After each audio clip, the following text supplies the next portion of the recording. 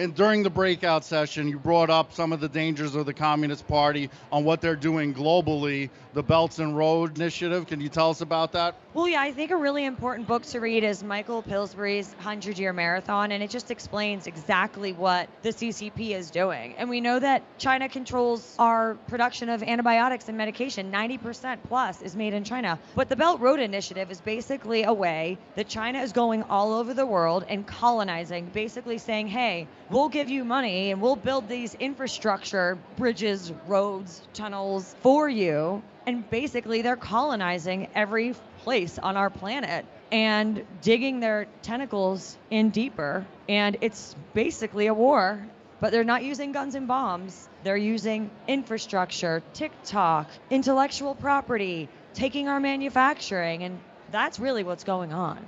You mentioned TikTok. Now that's kind of like a double-edged sword, because in order to reach people, we need to use social media, but at the same time, they're censoring us and using the app to spy on us. What's your take on the whole TikTok situation? I don't use TikTok. I mean, I have an account. I'm not perfect, but I don't really go on it.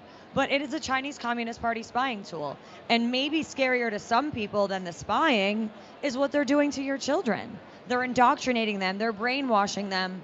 They're purposefully harming them, and I think that's a scarier danger for many, many parents. Yeah, right now it's not a war of bullets, it's a war of information and psychological warfare. They're doing by brainwashing people, controlling the information, buying out the fake news media.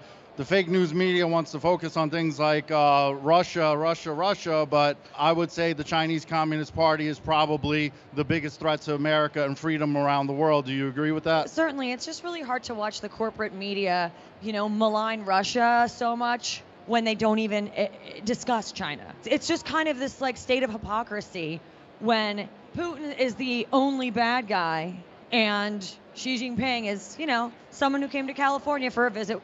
Yeah, they had the fake news media with all the Chinese flags and making it seem like he's welcome there. The great people at the new federal state of China was there to make sure to let people know that he's not welcome there.